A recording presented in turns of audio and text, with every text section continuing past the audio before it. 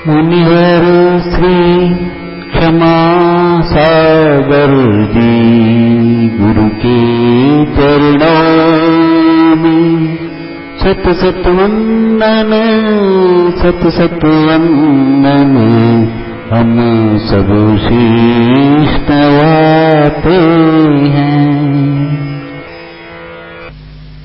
मंगलमय मंगल करण वीतराग विज्ञान। नमो ताहि जाते भये अरहंताति जो विद्यादि सागर सुधी, जो विद्यादि सागर सुधी गुरु हैं हितैषी। शुद्धात्म में निरत नित्य हितोपदेशी। वे पाप ग्रीष्म ऋतु में जल हैं सयाने। पूजूं उन्हें सतत केवल ज्ञान पाने। पूजूं उन्हें सतत केवल ज्ञान पाने। बोले भगवान महावीर स्वामी की, आचार्य कुंद कुंद स्वामी की, आचार्य गुरुवर विद्यासागर मुनि महाराज की।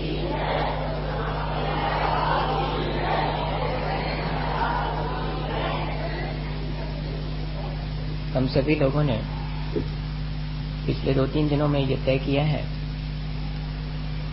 कि ठीक है, हमारा जो जीवन पहले व्यतीत हो गया है उसे तो हम फिर से व्यवस्थित नहीं कर सकते।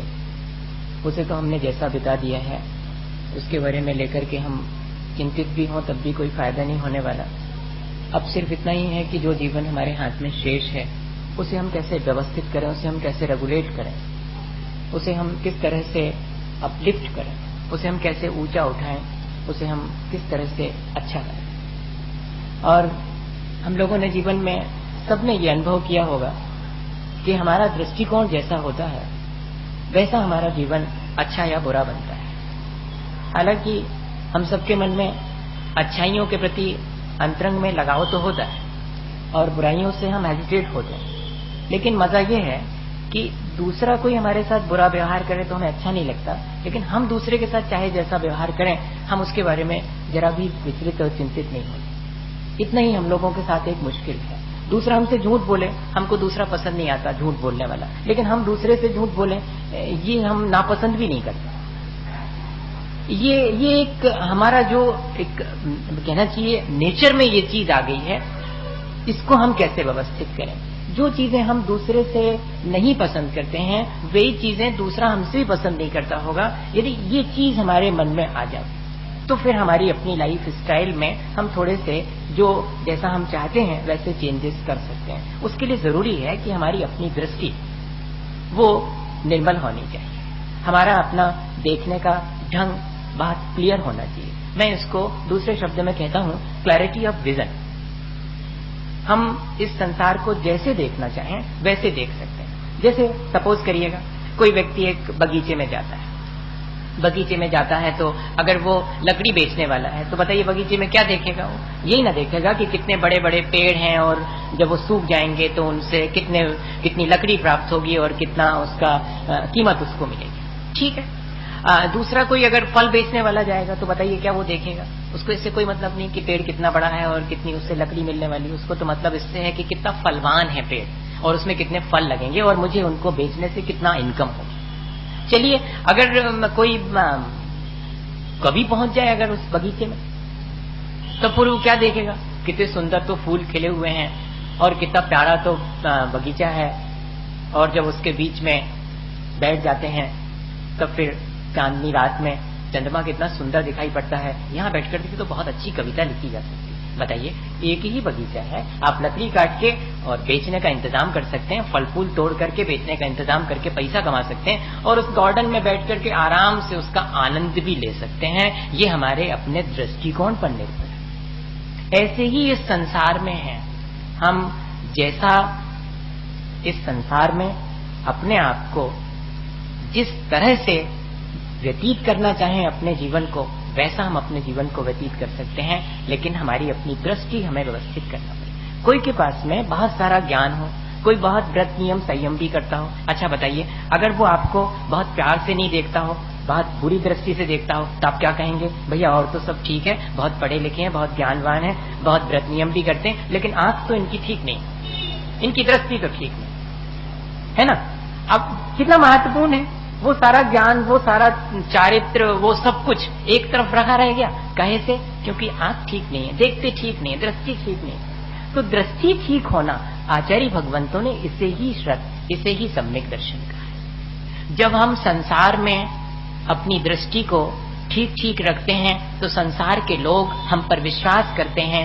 भैया ऐसे ही जब हम इस संसार, शरीर और भोगों के बारे में जो उसकी वास्तविकता है उसे स्वीकार कर लेते हैं, तब तो हमारे अंदर जो दृष्टि की निर्मलता उत्पन्न होती है परमार्थ रूप से, उसे ही तो सम्यक दर्शन कहते हैं। श्रद्धानम परमार्थानाम आप्तागम तपोव्रताम त्रिमूढ़ापूर्णम अष्टांगम सम्यक दर्शनम अस्मयम। 8 मदों से रहित, 8 अंगों से युक्त, 3 मूर्ताओं से रहित ऐसी हमारी दृष्टि की निर्मलता किसके प्रति श्रद्धा होने से आती है? आप्तागम तपोव्रताम, सच्चे देवगुरु शास्त्र के प्रति। जब हमारे मन में वास्तविक जीवन जीने के लिए श्रद्धा उत्पन्न होती है तो हमारी दृष्टि निर्मल होती है। ये आचार्य भगवंतों के चरणों में, आचार्य समन्वभद्र स्वामी के चरणों में बैठ गए हैं अपन और उनसे डायरेक्शन ले रहे हैं कि हम कैसे अपना विजन, कैसे हम अपनी दृष्टि क्लियर करें, कैसे हम जो मिसकॉन्सेप्शन हमारे अंदर है उसको हम कैसे ठीक करें। अब सच्चे देवगुरु शास्त्र के चरणों में हम अपनी श्रद्धा व्यक्त करें तो हमारी श्रद्धा व्यक्त करने के ढंग भी अलग अलग हैं। बड़ा मुश्किल है हमारे साथ में, हमें उसको भी जरा व्यवस्थित करना पड़ेगा, नहीं तो ऐसे ही चलता चला जाएगा। सच्चे देवगुरु शास्त्र का सानिध्य तो सबको मिला हुआ है और उससे सबकी दृष्टि निर्मल हो जानी चाहिए थी। लेकिन मजा ये है कि पूजा पाठ करने वाला भी बिल्कुल वैसे ही चलता है जैसा बिना पूजा पाठ करने वाला चलता है। मंदिर जाने वाले के साथ भी वही कंडीशन है और मंदिर नहीं जाने वाला भी उसी तरह से जीवन जी रहा है। तब तो फिर कोई डिफरेंशिएशन हम कर ही नहीं पाते हैं कि ये मंदिर जाने वाला है इसलिए इसकी दृष्टि कितनी निर्मल हो गई है, इसका अपना लाइफ स्टाइल एकदम चेंज हो गया, और ये बिना मंदिर जाने वाला ये तो अलग दिख रहा है। लेकिन यहाँ तो तिलक लगाने वाला और तिलक नहीं लगाने वाला दोनों को कषाय करते समान रूप से देखने में आता है, दोनों को संसार में रचते पसते देखा जाता है। तब फिर जरा कंफ्यूजन होता है कि भाई सच्चे देवगुरु शास्त्र के प्रति श्रद्धा तो हमारी सबकी है, लेकिन दृष्टि की निर्मलता आप कह रहे हैं कि सच्चे देवगुरु शास्त्र के निमित्त से होगी, ये तो अपन को समझ में नहीं आता। तब फिर आचार्य भगवंतों के चरणों में फिर से बैठे कि मामला क्या है, तो वो एक शब्द देते हैं, परमार्था नाम। सच्चे देवगुरु शास्त्र तो वही के वही हैं, लेकिन आपकी दृष्टि परमार्थ भूत है या कि सांसारिक है। सच्चे देवगुरु शास्त्र के चरणों में बैठ करके भी हम चाहें तो अपना संसार साध सकते हैं, और सच्चे देवगुरु शास्त्र के चरणों में बैठ करके चाहें तो हम संसार से पार होने का उपाय भी कर सकते हैं। दोनों ही चीजें। और आज तक हमने क्या करा है, एक तो बहुत रेयर केसेस ऐसे हुए होंगे जिनमें हमें सच्चे देवगुरु शास्त्र का सानिध्य मिला, और मिल भी गया तो फिर हमने उनका सही उपयोग नहीं किया। भगवान की पूजा करके, और पूजा के मायने तो पवित्रता है, मेरे परिणामों में पवित्रता आनी चाहिए थी, लेकिन मैंने कई बार पूजा करी, मेरे जीवन में पवित्रता फिर भी नहीं था। भगवान की पूजा दोषी नहीं है, मेरा अपना एफर्ट कमजोर रहा है। मैंने तो सिर्फ ये सोचा कि पूजा दोहरा लेना मंदिर के अंदर, बस हो गया काम। जबकि पूजा जो मैंने मंदिर के भीतर की थी वो मेरे लाइफ में प्रकट होनी चाहिए, वो मैं नहीं कर पाया। और तब फिर उस पूजा से धीरे धीरे करके मैंने सोचा कि अब अगर ये सब अपने जीवन में नहीं आता है तो फिर कुछ और तो आना चाहिए। तो फिर धीरे से भगवान आपकी पूजा रोज करता हूँ, और देखो उधर देखो, जरा मेरी तरफ भी तो देखो कैसे गृहस्थी चलानी पड़ती है, थोड़ा तो बरकत करो। अब इतने दिन हो तो फिर हमने शुरू कर दिया, फिर हमने संसार मांगना शुरू कर दिया। कभी विपत्ति आई तो हमने कहा विपत्ति से बच जाए, कभी हमें घर गृहस्थी में आर्थिक तंगी आई तो हमने कहा वो पूरी हो जाए। फिर जो भी संसार में हमें अभाव लगे उन अभावों की पूर्ति का हमने और रास्ता खोज लिया भगवान को। यही ना कर रहे हम हमारी श्रद्धा, हम तो कहते हैं बहुत श्रद्धा है, हमारा तो सारा काम श्रद्धा से ही बनता है, देखो हमारी कितनी श्रद्धा है, हम रोज पूजा करते ना, तब तो हमारा इतना बढ़िया धंधा चलता है। अरे वाह, हमें तो ये कहना चाहिए था कि हम रोज पूजा करते हैं, तब देखो ना हमारे परिणाम कितने निर्मल रहते हैं। उसकी जगह पर हम ये कहते हैं कि देखो हम पूजा करते हैं, हमारी कितनी श्रद्धा है, उससे हमारा संसार कितनी आसानी से चलता है। अरे भैया, संसार तो एक पापी व्यक्ति का भी चलता है, किसका नहीं चलता है? सब अपना संसार चला लेते हैं। डाकू भी अपने तरह से अपना संसार चला लेता है और साहूकार भी अपने तरह से अपना संसार चलाता है। सवाल ये नहीं है, सवाल ये है कि मेरी श्रद्धा मेरे जीवन को कितना ऊंचा उठाती है, मेरे अपने जीवन को कितना निर्मल बनाती है। हमने गुरुओं के चरणों में बैठ करके भी क्या किया, उनसे हमें रत्नत्रय की शिक्षा लेनी थी। बैठ करके हमें देखना था कि अरे ये भी हमारे जैसे खाते पीते उठते बैठते आते जाते बोलते सब करते दिखाई पड़ते हैं, हमने और इनमें क्या डिफरेंस। लेकिन वो डिफरेंस हमें ऐसे नहीं दिखाई पड़ेगा, वो डिफरेंस हमें देखने के लिए आंख चाहिए, परमार्थ वाली आंख चाहिए। ये मेरे जैसे ही तो हैं, पर जब मेरे ऊपर विपत्ति आती है तो मैं तो गड़बड़ा जाता हूँ। जब मेरे को कोई संसार की उपलब्धि होती तो मैं एक्साइट हो जाता हूँ। लेकिन ये तो हर एक स्थिति में बिल्कुल नॉर्मल रहते हैं, जरा भी एक्साइट नहीं होते, जरा भी डिप्रेस नहीं होते। अरे भाई, समथिंग इज एक्स्ट्रा, कुछ है इनके पास जो अतिरिक्त है, जरा बैठें इनके चरणों में और देखें कि वो क्या चीज है। ये अगर हमारी अप्रोच हो जाए तो वही कहलाएगी परमार्थ। और अगर हमने ये सोचा कि महाराज जी के पास बैठने से फिर जब बाहर निकलेंगे तो जरा कॉलर खड़ी करके निकलेंगे कि देखा क्या अप्रोच है, 1 घंटे बैठ के आया हूं। हाँ, अरे अगर ऐसा अपने मन में है दूसरे लोगों के दिखाने के लिए कि मैं बैठा था वहां पर और मेरे से तो मुझे तो बहुत उनका कहना चाहिए कि सानिध्य नहीं, सानिध्य तो बहुत अच्छा शब्द है, मुझे तो बहुत उनसे लिफ्ट मिलती है, तब तो मामला गड़बड़ा गया। यही तो अपन गड़बड़ाए हैं, अपन ने यही तो करा है आज तक। भगवान की पूजा करी तो संसार साधा, मुनि जनों के निकट बैठे हैं, गुरु जनों के निकट बैठे तब भी अपना संसार साधा, और 4 लाइनें शास्त्र की आने लगी तो 4 लोगों के बीच में इस बात का अहंकार कर बैठे कि मुझसे ज्यादा जानने वाला कोई नहीं, जो कि मेरे अपने जीवन में अंधेरा है और मैं इस ग्रंथ के माध्यम से दूसरे को दीपक और रोशनी दिखाने का अहंकार कर बैठता हूं। भैया, ये तीनों चीजें इसलिए नहीं मिली कि हम इनसे अपना संसार साधें, सिर्फ इसलिए मिली हैं कि इनके चरणों में बैठ करके मैं अपने जीवन को व्यवस्थित कर सकूं। भगवान जिन्होंने की इस भगवत्ता को हासिल कर लिया, उस जीवन की चरम सच्चाई को जान लिया, अपने जीवन को इतना अच्छा बना लिया कि उसके बाद एक भी बुराई उनके अंदर शेष नहीं रही, तो हम उनके चरणों में बैठे हैं तो हमें रोज रोज आज दर्शन किए हैं, एक बुराई यहीं छोड़ के जाता। और अच्छाइयां मांगने की जरूरत नहीं होती भैया, अच्छाइयां तो मैनिफेस्ट होती हैं, अच्छाइयां तो हमारे भीतर से स्वयं ही प्रकट होती हैं। अगर जैसे कि अपन लोग कहीं पर पानी हो और उसको निकालना हो तो ड्रिल करते हैं, उसको क्या करते हैं, पानी तो वहां है ही, हम तो सिर्फ जो है ऊपर की परतें हटाते हैं और पानी बाहर आ जाता है। हमारे भीतर भी अच्छाइयां हैं, वो तो बुराइयों की परतों में थोड़ी सी ढक गई हैं। हमारा काम सिर्फ इतना है कि उनको वॉश आउट करें, उनको हम हटाते चले जाएं। लेकिन ये दृष्टि तो हमारे पास होनी चाहिए सबसे पहले कि हाँ मुझे हटाना है। और भगवान के चरणों में बैठ के भी हम यही करते हैं कि सारे आवरण आपके उतर गए, आपने उतार दिए, भीतर के भी आवरण उतार दिए, बाहर के भी उतार दिए और संसार की तरफ देखना बंद कर दिया। अरे वाह, इसका मतलब है कि आपने कुछ भीतर ऐसा कुछ देख लिया है कि अब संसार की बाकी चीजें देखना आपको कोई बहुत महत्वपूर्ण नहीं रह गया। और मैं तो सब बाहर ही देखता रहता हूँ। मैं आज आपके पास बैठा हूँ तो यही भावना भाता हूँ कि मैं भी ऐसा ही बनूं, गुरुजनों के निकट भी बैठ करके मैं उनके जैसी समता सीखूं, भगवान के जैसी वीतरागता सीखूं और जिनवाणी माँ से स्वपर कल्याण का उपदेश ग्रहण करूं। मानिएगा, फिर देखिएगा कैसे नहीं हमारी दृष्टि निर्मल होती और कैसे हमारा आचरण पवित्र नहीं होता और कैसे हम अपने जीवन को अच्छा नहीं बनाते। बहुत ज्यादा कठिन सी चीज नहीं है, लेकिन इसके लिए हमें अब धीरे धीरे करके अपने सच्चे देवगुरु शास्त्र के प्रति परमार्थ भूत श्रद्धा, उनसे वीतरागता हासिल करने का अपना उपक्रम शुरू करना चाहिए, क्योंकि बिना इसके हमारी श्रद्धा वास्तविक नहीं कहलाएगी, वो सांसारिक ही कहलाएगी। हम अपनी श्रद्धा होते हुए भी और उससे लाभ नहीं ले पाएंगे।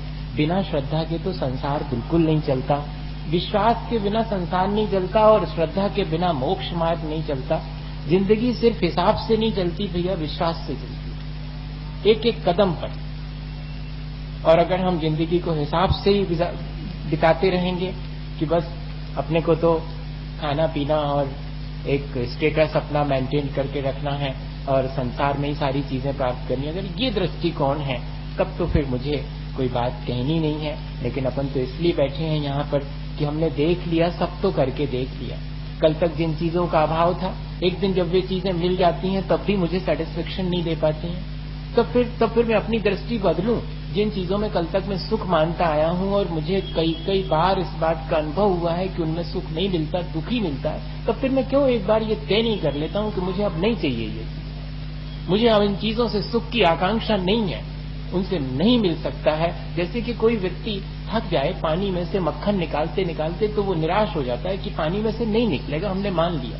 रेत को पेलने से तेल नहीं निकलता है, ये अगर एक बार मालूम पड़ जाए तो यही तो दृष्टि है। इसी तरह संसार के बारे में, शरीर के बारे में, भोगों के बारे में भगवान के चरणों में बैठ करके हम विचार करें कि इनसे क्या हमें मिला है और फिर क्यों हम इन्हीं चीजों की तरफ भागते चले जा रहे हैं। यदि ये मालूम पड़ जाए, छूटेगा कुछ नहीं, बिल्कुल मत घबराना आप, छूटेगा कुछ भी नहीं, न संसार छूटेगा, न शरीर छूटेगा, न कि भोग विलास की सामग्री छूटेगी। मैं बिल्कुल नहीं कह रहा हूं कि इन सबको छोड़ दो आप, लेकिन उन सब से अपने को अलिप्त कर लो। वे सब चीजें वहीं के वहीं रही आएंगी, हम उन सब चीजों का उपयोग करेंगे। आज तक हम उनमें इंडल्स होकर रच पच के करते थे, आज उनसे जरा ऊपर होकर के करेंगे। थाली तो मेरे सामने भी आती है और सैकड़ों चीजें जिसमें दिखाई जाती हैं। अब सवाल सिर्फ ये है कि मुझे किस चीज को लेना है और किस तरह लेना है। ठीक ये चीज अगर दृष्टिकोण हमारे अंदर आ जावे, कल तक हम उसी चीज को बहुत रच बच के खाते थे, आज तो सिर्फ दिन भर अपना काम चलाने के लिए मुझे खाना है, ये अप्रोच हमारी बदल जाए तो फिर देखिएगा घर गृहस्थी में भी फिर मीनमेश खत्म हो जाएगी कि ये नहीं है और ये नहीं है, जो है लाओ जल्दी से और आगे बढ़े। कपड़े हैं, पहनने की और सामग्री है, सबके बारे में घर मने एक जगह लिखा हुआ था, शायद यू कैन विन में मैंने पढ़ा था कि success person do not do different but they do differently. जो लोग सफल होते हैं वे कोई अलग चीज नहीं करते हैं, वे चीजों को अलग ढंग से करते हैं। बस इतना ही उनकी सफलता का राज है और इसी का नाम है हमारी अपनी दृष्टि की निर्मलता। चीजें वही सब है, लाइफ स्टाइल ज्यों की त्यों है, लेकिन अगर हमारा एटीट्यूड चेंज हो गया है तो फिर देखिएगा कि हमारे जीने का पूरा ढंग परिवर्तित हो। इतना ही अपन को करना है और उसके लिए सहयोग कौन करेगा? उसके लिए सत्य देवगुरु शास्त्र का सानिध्य हमारा सहयोग करेगा। वो हमें दिशा देंगे कि इस तरह से अपने जीवन को व्यवस्थित करो, वो दृष्टि की निर्मलता हमें प्राप्त होगी। मैं आपसे कह रहा था कि हिसाब से नहीं चलती। एक छोटी सी घटना है मेरे सामने, मेरे ख्याल से 9:45 तो हो गया होगा, नहीं हुआ? हाँ, बस आराम से। अच्छा, अब मैं ये कह रहा था कि अपन लोग कितना हिसाब किताब से चलाते हैं अपना जीवन, लेकिन देखें अगर तो चलता विश्वास से है। क्या हुआ, एक मास्टर थे वो गणित के, तो उनको हर चीज वो गणित से ही सॉल्व करा करते थे। एक बार उन्होंने अपने सब फैमिली के साथ में पिकनिक मनाने का सोचा, तो वो गए नदी के किनारे और फिर सबका मन बना कि नदी पार भी करें। और उन्होंने सोचा कि अब नाव में इतना पैसा वैसा लगेगा, जरा देख लेते हैं कि नदी में कहां पर कम पानी है, वहां से सब निकल जाएंगे। तो उन्होंने एक जो है बांस होता लकड़ी, तो उससे जो है मेजरमेंट्स ले लिए और मैक्सिमम उन्होंने डेप्थ निकाल ली कि भाई नदी सबसे अधिक गहरी इतने फीट गहरी है, इससे ज्यादा उसमें गहरा पानी नहीं है। और फिर उन्होंने, अब देखिए अगर बहुत कैलकुलेटेड सारी चीजें होंगी तो ऐसे ही तो होगा। तो उन्होंने नदी की गहराई निकाल ली, फिर बाद में उन्होंने अपने छोटे वाले बेटे को, फिर उससे बड़े वाले बेटे को, फिर बड़ी बिटिया को, फिर अपनी जीवन साथी को, फिर खुद अपने आप को नाप लिया। भाई बहुत साइंटिफिक है ये चीज तो। और सबको नाप करके एवरेज निकाल लिया, समझ गए आप? तो एवरेज निकाल लिया और अब उन्होंने देखा कि नदी की डेप्थ से हम सबका एवरेज तो ज्यादा है, मतलब कोई नहीं डूबेगा। सीधा सा गणित है। सबकी हाइट ले ली तो मैक्सिमम हाइट कितनी है और मैक्सिमम डेप्थ कितनी है उसकी, तो देखा तो कैलकुलेट करने पर हाइट तो ज्यादा है हम सबकी और डेप्थ तो बहुत कम है, सब निकल जाए। चलो चलना शुरू हुआ। अब चलना शुरू हुआ तो वो जो 4.5 फीट का बेटा था, 3 फीट का जितना भी, तो उसने देखा कि उसने कहा पापा वो तो कंधे तक आ गया पानी। उन्होंने कहा डोंट वरी, डोंट फियर, कोई डरने की चिंतित होने की बात नहीं, कैलकुलेशन इज एग्जैक्टली करेक्ट। फिर से देखता हूं, रीचेक करता हूं। उन्होंने रीचेक किया, उन्होंने कहा चलते चलो कोई नहीं डूबेगा क्योंकि एवरेज तो अपना ज्यादा है नदी के डेप्थ से। लेकिन होना क्या था, सबके समझ में आ रहा था, वो डूबने लगे। कैसे?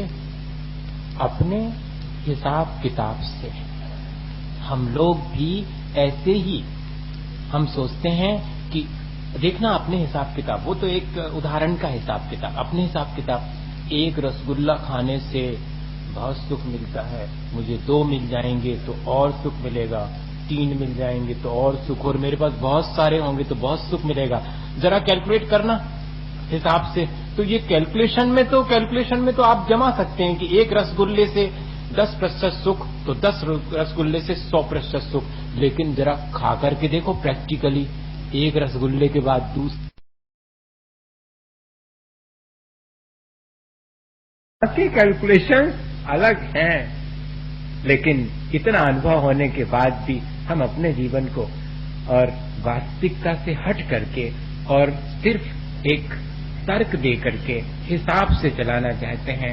जीवन तो विश्वास से चलता है भैया, और वो विश्वास हमारी दृष्टि को ठीक बनाता है, वास्तविकता से हमारा परिचय कराता है, हमारे भीतर एकाग्रता आनी शुरू होती हमारे अंदर। आज सबसे बड़ी मुश्किल ये है कि सब कहते हैं कि हमें एकाग्रता नहीं सकती, हमें सेल्फ कॉन्फिडेंस कम हो गया, हमारा विल पावर कम हो गया। क्यों हो गया? हमारे अपने अंदर जो क्लैरिटी ऑफ विजन है, हमारे अंदर जो संसार को देखने का दृष्टिकोण है, वो ही गड़बड़ा गया है। हम उसको व्यवस्थित करें, और कैसे व्यवस्थित करें?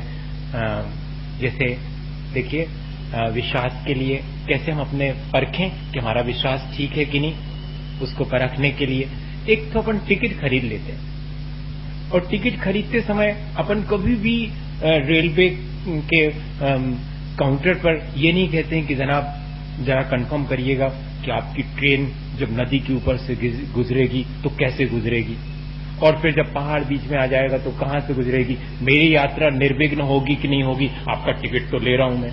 नहीं, अपन तो टिकट ले लेते हैं और किसी से कुछ नहीं पूछते और ट्रेन में बैठ जाते हैं। कितना विश्वास कि मैं अपने गंतव्य तक पहुंच ही जाऊंगा, चाहे मैदान में से गुजरे, चाहे पहाड़ के बीच से गुजरे, चाहे नदी के ऊपर से गुजरे, ट्रेन कहीं से भी गुजरे, मुझे मेरे गंतव्य तक पहुंचाएगी। इतना विश्वास एक अकेले टिकट लेने से। जब संसार में इस तरह हमारा विश्वास सच जाता है, तब फिर हमारा अपने सच्चे देवगुरु शास्त्र पर विश्वास नहीं सच पाता है। होना तो ये चाहिए कि और अधिक विश्वास होना चाहिए। और विश्वास की परीक्षा कैसे होगी? जब हम उनकी बात मानेंगे, जब हम उनके अनुसार अपनी लाइफ स्टाइल को बनाएंगे, अपने दृष्टिकोण को उनके कहे अनुसार करेंगे।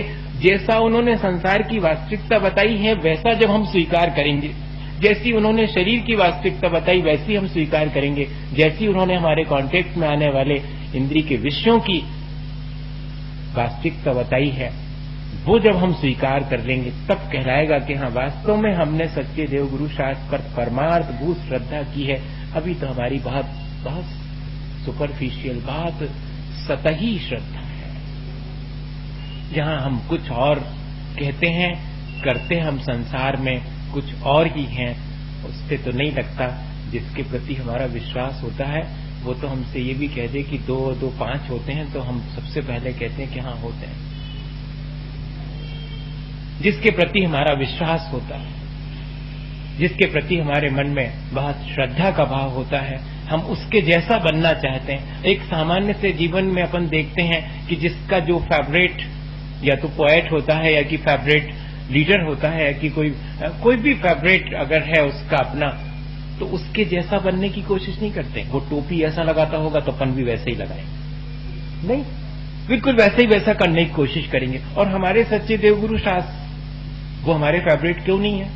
उनके प्रति हमारा विश्वास क्यों नहीं है? हम उनके जैसे बनने की कोशिश क्यों नहीं करते? थोड़ी देर सही, चलो 5 मिनट जरा बैठें तो भगवान बन के देखें कैसा लगता है। मतलब उनके जैसे ऐसे बैठना तो आसान है, लेकिन उनके भीतर जैसे परिणाम है वीतरागता के, वैसे क्षण भर को कभी स्वाद लेके देखने में क्या दिक्कत है? ऐसा यदि हमारे अंदर दृष्टि आ जावे तब तो कोई बहुत कठिनाई नहीं है। एक श्रद्धा के बारे में आपको उदाहरण सुनाऊं और बस फिर अपना समय पूरा थोड़ा थोड़ा, क्योंकि मेरे साथ मुश्किल ये है कि यहीं पर पूरा नहीं करना, थोड़ा होमवर्क भी लेके जाना। हाँ, फिर वो घर करना पड़ेगा। अपन ने जितना कुछ पढ़ा उसको फिर कल करके ले आना होमवर्क। अपन बच्चों को तो होमवर्क करने के लिए कहते हैं, अपन को भी करना चाहिए, विचार करना चाहिए बैठ करके कि हाँ ये सारी चीजें कैसी हैं और हमें क्यों इन चीजों से को समझ करके अपने जीवन में लाना चाहिए ताकि हम अपने जीवन को अच्छा बना सकें।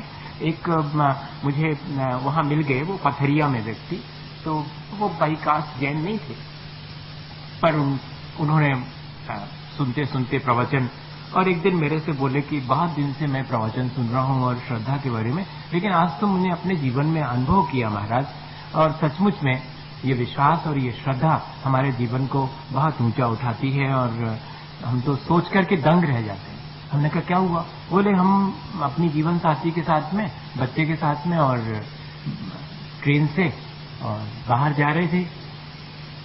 अब पुराने जमाने के लोगों का थोड़ा सा अपना एक सोच अलग रहा, उनकी अपनी मर्यादाएं, उनका अपना हर चीज को करने का स्टाइल। अब ठीक है, आज की तरह तो वो आउट ऑफ डेट हो गया, आज तो अपन लोग अपने तरह से जीते हैं। खैर, पर उन्होंने मुझे बताया कि हम लोग चले और ऐसे नहीं चलते थे। पहले लोग भले ही हाथ में हाथ डाल के न चलते हों, लेकिन मन से बहुत मिलकर के चलते थे। आज तो हाथ में हाथ रहता है, लेकिन दिल से दूरियां बहुत बहुत हुआ करती हैं। बोले महाराज, हमारी जीवन साथी पीछे पीछे चल रही थी, बेटा हमारा हाथ पकड़े चल रहा था आगे आगे हम, और स्टेशन पर पहुंचे। अब ट्रेन आने में देर थी, तो हम तो जीवन साथी को हमने कहाँ बिठाल दिया? अपनी पेटी पर। पेटी लेके जाते थे, अब तो ऐसी वाली पेटी रहती कि जिसपे बैठ जाए तो वो ही बैठ जाए। पहले वैसी वाली पेटी नहीं रहती थी, पहले उस पर बैठ सकते थे आराम से, तो वो पेटी। अब तो सब चीज बहुत सुंदर चाहिए, बाकी उसमें दम हो चाहे नहीं।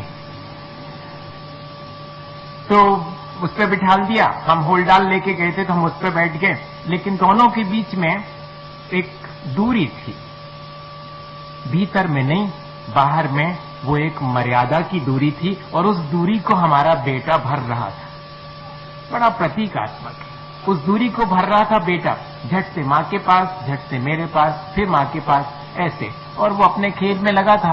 थोड़ी देर में वो मेरे से बोलता है कि पिता हमको नींद आ रही, हम सोएंगे। हमने कहा देख भैया, तुम अगर सो जाओगे और ट्रेन आ जाएगी तो हम यहीं छोड़ के चले जाएंगे। उसको बड़ा आश्चर्य हुआ कि पिताजी होकर के ऐसी बात कह रहे हैं। उसने एक बार फिर से ट्राई की, 5 मिनट के बाद उसने कहा कि बहुत नींद आती पिताजी मेरे को, अब ट्रेन कब आएगी, मैं तो सोऊंगा। और वो मेरे पास बोले सोने लगा। मैंने फिर से डांट दिया उसको कि मिस्टर अगर तुम सो गए मैं यहीं छोड़ के चला जाऊंगा। उसने मेरी आंखों में झांक करके देखा और चुपचाप अपनी माँ के पास जाने लगा। मैंने कहा अब देखें क्या कहता वहां जाकर के, और माँ क्या कहती इसकी। इतनी दूरी नहीं थी कि एक दूसरे की आवाज सुनाई ना पड़ सके। दूरी तो थी, लेकिन इतनी दूरी नहीं थी कि एक दूसरे की आवाज सुनाई न पड़ सके। और अब क्या होता है कि भले ही सट के बैठे हों, लेकिन एक दूसरे की आवाज नहीं सुनाई पड़ती, जो कि अंतरंग की आवाज होती है। बदल गया, अब बहुत वो चीजें सब आउट ऑफ डेट हो गई। अब तो अपन बहुत अप टू डेट हो गए, है ना। अब वो गया उधर माँ के पास, और माँ से भी उसने वही ज्यों की त्यों चीज कही, माँ हमको नींद आती है, हम सोएंगे मां।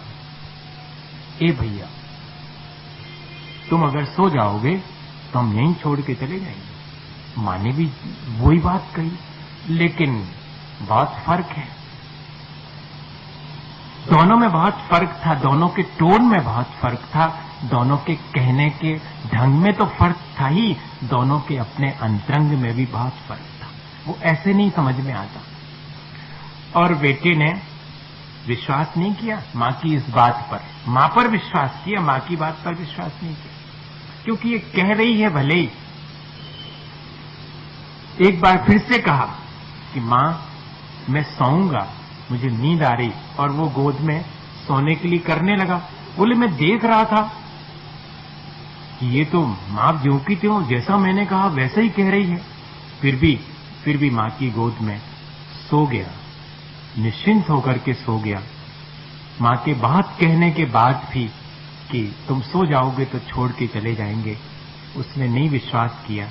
उसे इस बात का ज्यादा विश्वास है कि मां कह जरूर रही है लेकिन ये छोड़ के नहीं जाएगी। लेकिन इस आदमी का भरोसा नहीं है, जैसा कह रहा है वैसा कर सकता है। ये उसके भीतर, ये विश्वास उसके भीतर किसने डाला होगा? उसकी आंख में देख करके उसने परख लिया कि जो शब्द कहे जा रहे हैं आंखों में उसकी झलक है या नहीं है। आंखों में तो अलग से दिख जाता है, दृष्टि में अलग से वो चीज आ जाती है। और यही तो दृष्टिकोण है, यही तो विश्वास है जो हमारे दृष्टिकोण को बदल देता है। हम अगर कोशिश करें और रोज रोज अपने इस दृष्टिकोण को व्यवस्थित करने की, अपने विश्वास को और अधिक सुदृढ़ बनाने की और अपने उस विश्वास से अपने जीवन को निर्मल बनाने की प्रक्रिया शुरू करें, तो एक दिन जरूर से हम अपने जीवन को बहुत अच्छा बना पाएंगे, इसी भावना के साथ कि हम सब अपने जीवन को अच्छा बना सकें। बोले आचार्य गुरुवर विद्यासागर मुनि महाराज हे गुरुवर शाश्वत सुख दर्शक यह नग्न स्वरूप तुम्हारा है, जग की नश्वरता का सत्याधिक दर्शन करने वाला है। जब जग विषयों में रची बची कर गाफिल निद्रा में सोता, अथवा शिव के निष्कंटक पथ में विषकंटक बोता हो, निशा का सन्नाटा बन में बन चारी चरते हैं। तब शांत निराकुल मानस तुम तत्वों का चिंतन करते हो, करते तप से नदी तट पर करुतल वर्षा की जड़ियों में समतारस पान किया करते, सुख दुख दोनों की घड़ियों में। अंतर ज्वाला दीवार मानो जड़ती फूल जड़िया, भव बंधन तड़ तड़ टूट पड़े, खिल जावे अंतर की कलियां। तुम्हें सावधानी क्या कोई जग को देगी जग की निदिया, दिन रात लुटाया करते हो सम सम की अविनश्वर मणियां। हे निर्मल देव तुम्हें प्रणाम, हे ज्ञान दीप आगम प्रणाम, हे शांति त्याग के मूर्तिमान शिव पथ पंथी गुरुवर प्रणाम। मिथ्यात्व में नाश देखो, ज्ञान के प्रकाश देखो, अपरिभाष देखो, मनुष्य का कहानी है। समुद्र जान देखो, बंदे वेदे भान देखो, सफर पेशान देखो, परम प्रमाणी अनुभव बताए देखो, धीर के जताए काऊ न सताए, बाबे और रानी है रावाणी। तार देखो, पार के उतार देखो, सुख वे तार देखो, ये भी दिन वाणी।